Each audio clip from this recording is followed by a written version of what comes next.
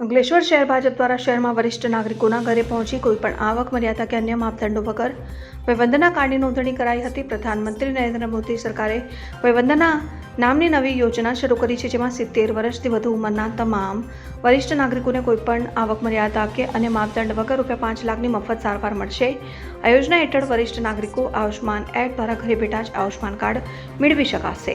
નરેન્દ્ર મોદી સરકારે આ વયવંદના કાર્ડ યોજના દ્વારા વરિષ્ઠ નાગરિકોના આરોગ્ય કલ્યાણની ખાતરી કરી છે। ત્યારે અંકલેશ્વર શહેર ભાજપ દ્વારા પાલિકાના તમામ વોર્ડમાં 70 વર્ષથી વધુ ઉંમરના તમામ વરિષ્ઠ નાગરિકોને વયવંદના કાર્ડ યોજનાનો લાભ મળી રહે અને આ યોજના લાભથી વંચિત ન રહે તે માટે વરિષ્ઠ નાગરિકોના ઘરે ઘરે પહોંચી વયવંદના કાર્ડની નોંધણી કરવાનું અભિયાન શરૂ કરાયું છે। અને શહેર ભાજપના પ્રમુખ ધર્મેન્દ્ર પુષ્કરના, જિલ્લા ભાજપના કોષાધ્યક્ષ જગદીશભાઈ શાહ, પૂર્વ શહેર પ્રમુખ નરેન્દ્ર પટેલ, વોર્ડ નંબર 6ના નગરપાલિકાના સભ્ય યોગિતાબેન શાહ સહિત શહેર ભાજપ સંગઠનના હોદ્દેદારો અને આગેવાનોએ વોર્ડ નંબર 6માં વરિષ્ઠ નાગરિકોના ઘરે પહોંચી મોબાઈલમાં આયુષ્માન એપ દ્વારા નોંધણી કરી હતી।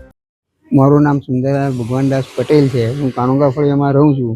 ભાજપવાળા ભાઈઓ અમારે ત્યાં આવીને નરેન્દ્ર મોદીને 10 લાખનો કાર્ડ અમને કાઢીને આપી ગયા છે।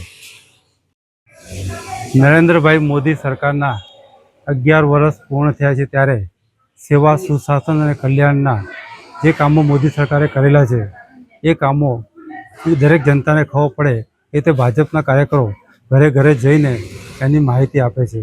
અને એ કાર્યક્રમ પેટે વયવંદના યોજના હેઠળ આજે અમે વોર્ડ નંબર 6માં 15 જેટલા વયવંદના યોજના કાર્ડ બનાવે છે। અને આવી જ રીતે અમે બાકી જે લોકો 70 વર્ષથી ઉપરના ઉપરના વ્યક્તિઓ છે અને જેમને વયવંદના યોજનાનો લાભ મળવાનો છે, એમાં કોઈ બી વ્યક્તિ બાકી ન રહી જાય એ રીતે ઘરે ઘરે જઈને તમામ લોકોના કાર્ડ અમે બનાવીશું।